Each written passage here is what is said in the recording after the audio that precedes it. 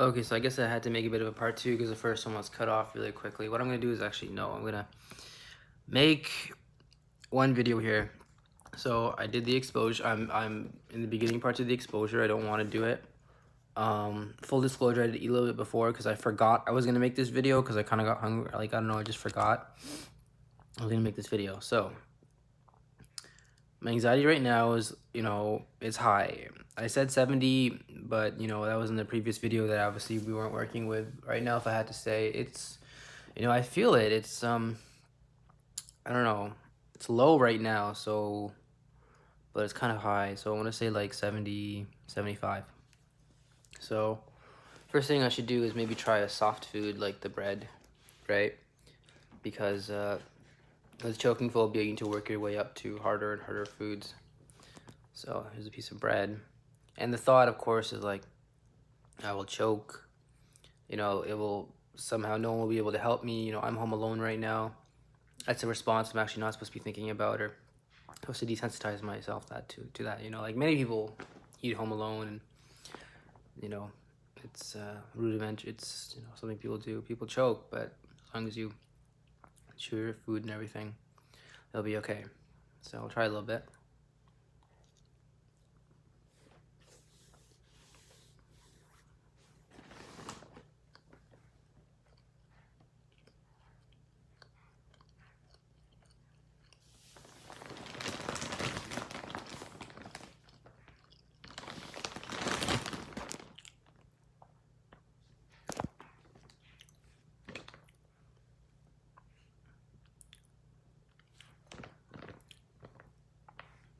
So that's hard for me.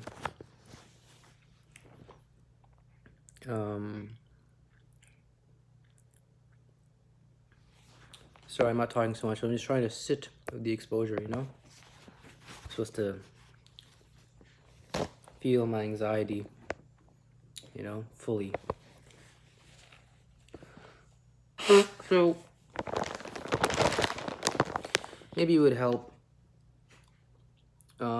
Well, sit with anxiety. I'm just really trying to feel it. I'm really trying to feel my anxiety. Really trying to sit with it. The whole, I will choke. I am going to choke, and I just fear mishaps in food. Like they call it you think too much. Like, it's an irrational fear of things that, like, they're out of proportion. The fear is out of proportion to the actual harm. It's a good way of saying it. Sometimes I would fear, like, maybe there's like plastic in my food, or when I'm unwrapping a plastic thing on a TV dinner, like a little bit of plastic came and maybe it, right? That's one of my fears. It might choke me. Because basically, I did remember on the internet one time, some woman was talking about that. She said she was choking on a plastic wrapper from unwrapping something. And I've read a lot of stories on the internet about people choking and all the traumas associated with that. So it might help to just, as I said, maybe I should go into my history. Because right now I did feel the anxiety as soon as the bread went down my throat. The anxiety went down a little bit. So I'm trying to work out my way to chicken. I did have a little bit of chicken before. I feel good about my chances. And I don't even like saying that. What I really want to say is, to be honest, to be truthful, I need to expose myself to, chicken and, foods that are more advanced. You would say more, what's that word? Like, advanced, what's that word? Harder. And not only in a physical sense, but also in a psychological sense, right? In terms of eating for someone who has choking phobia. So, I did feel it go down. I don't know if I'm going to be able to do the chicken. I'll see. I try to keep these videos around 10 to 15 minutes. As I said, Right now, they're not very popular, and I don't really know if they're going to be popular, but it's just me rambling and helping me journal and helping me do my exposures on a daily basis. So I'm going to try to breathe a little bit. I'm trying to just get my breathing okay, you know? I know there's apps that help with people with anxiety. I heard Calm is a good one, Mind Shift. I used both. I used Calm, then I used Mind Shift. You know, it's good to understand that anxiety is it's real, but it's so overblown that, you know, just basically you need to expose yourself to it slowly, slowly, slowly, and you'll eventually just be like out of your shell and be able to, you know, like my goal is to eat this, not really fear my irrational fear. Like, it's okay to have a rational fear of choking. It's when it's irrational, and it gets to a stage where like there's been times where I have fainted because of not eating. So, you know, I try to keep my weight up. I do eat as much as I can. So this is the exposure. So getting into my backstory, basically why I feel this way with my choking phobia. Well, basically, I didn't really know why I was feeling this way. The first description of symptoms I had was basically what happened was I you know, smoked a little weed, and sorry mom, and you know, basically afterwards, you know, let's just call this person who I was smoking weed with person X, okay? And we had a bit of a thing where we were friends, but it was our relationship boundaries weren't really defined because there were times where, you know, he would perhaps give me signals that he was interested in me in a different way than just a friend. So I basically got a bit confused in our relationship. And one day, while I was going through a hard time in my life because I was dealing with a lot of stress with terms of my parents divorcing and coming out as bisexual, and also my this, let's call him person Y, person kind of close to me in my family, was also struggling with substance use disorder. So there's a lot of things going on in my life at that time that kind of, you know, looking back, I could see why the choking phobia kind of took hold at that time. So basically what happened was, after I smoked weed with person X, I came home and everyone was asleep, and I had some food in the oven, and I basically took it out with some pierogies, which I always used to eat. I would love pierogies. I would eat them with my mom. I'm sorry, my grandma. She'd make them. I used to eat them a lot. And then one day, you know, this day I was eating them, and I was putting them in my mouth, and I was chewing them, and I was sitting. I mean, I was lying, so I should have been. You know, you need to be sitting straight. Like, you should be sitting straight up so that, you know, you know, it's just, if you could, there's a higher percentage of possibility of choking if you're lying while you're eating. Obviously, whatever your parents always tell you, sit up, right? When you eat. So I felt like I was choking, but you know, in hindsight, I think the worst that happened was maybe some food went down the wrong way, but I even doubt even that happened because I could breathe. And I think it was all in the brain because, you know, I ate the food and then I swallowed, and immediately I was aware of this bodily sensation, right? Of your throat or whatever is here, your throat muscles. I was aware of the bodily sensations of my throat muscles. So I did this. I went, like I coughed a little bit. And it just freaked me out because I was thinking, I'm coughing because I'm choking and I'm going to die. I'm going to die. And that's like the worst feeling in the world, right? To actually face your own mortality. So I, being the genius that I was, stopped eating pierogies for basically a long time after that. I don't even know if I have yet. There are still certain foods I would not eat based on just bad memories had with them. Anyway, so after a lot of tests and stuff, physical tests, first they said it was, you know, I got so paranoid. Since then, from that day until I really got treatment, I would eat food with a Coke, and I would also have like a glass of water or something with me as well. And it'd be huge. It would take me, it would be a whole thing I would do. And then I would put the food in my mouth, I would chew it, you know. I'd have to be watching a certain show, a news show, the PBS News Hour. It comes on from like 5:36 or whatever.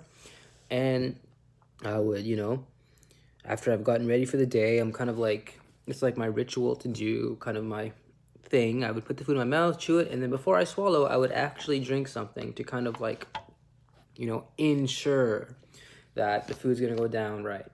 And it took more time than I would like, and people were aware of this, and I was kind of like in shame as to how to explain this to people. Like, what am I doing? In Pakistani cultures, mental illness isn't really discussed. A lot of it is attributed to what we call, jinn, which is like malevolent spirits we believe in. But like, a lot of it is actually just really anxiety. There's a big overlap. People say, well, the jinn or like the devils or the extra spirits or whatever cause the anxiety. Other people say no, anxiety is the thing, and jinns aren't really a big deal or a thing. So it's kind of like weird like that in my situation, my family. And so I went to got an endoscopy, and they put a tube down my throat, and the doctor drugged me up, put the tube up my nose and down my throat, and then down into my stomach with a camera, and looked to see what was going on, because I said I had trouble swallowing. Well, after the meds wore off and I went back to the doctor for the results, he said I had GERD, gastroesophageal reflux disease, and prescribed me an antacid. And I thought, okay, this is kind of like, okay, so, this means there's nothing physically wrong with my throat. It's just that, like, acid is refluxing back up into my esophagus where the food goes down. And it's causing, like a burning, a tightness. And it has, the acid sometimes can get into your throat. Like, I know sometimes I don't take my pills for sometimes the acid gets in my throat, and you can feel it. You can feel it on your chest. You can feel it here. You can feel it down a little bit. You can feel it here. And it says GERD, one of the symptoms of GERD is difficulty swallowing. So, that happened. And I was also, at that time, also diagnosed by a psychiatrist, that I was going to for a while, that I had social anxiety disorder, as well as, a bit of a marijuana problem, he said, which I am working on. And also, what was it called? OCD, which I do not believe I have. If I do have it, it's like really, really very rare when it comes up in flares, but I don't really think I do. So that was how I lived for a while, and this video has actually gone on longer than I would liked it to. So what I'll try to do is maybe a little bit of the chicken as an exposure here. So again, maybe what I'll do is I'll do a part 2 to my story. And so here's the chicken. And again, it's the thought, it's gonna get lodged in my throat. No one will save me. And also that, I'm like, in a way, the thought does come, am I worthy of God's love?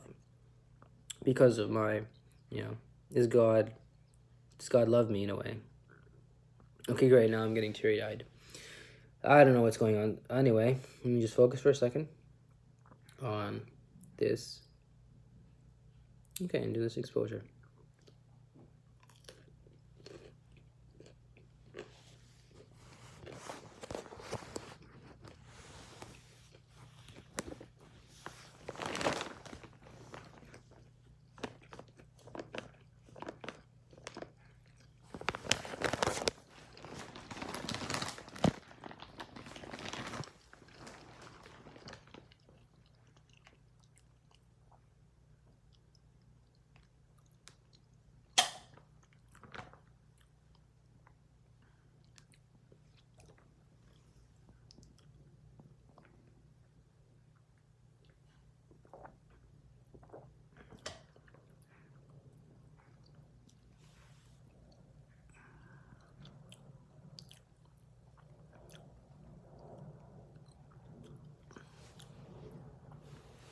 Right now the food is entering my trachea and will soon close my throat. I will no longer be able to breathe.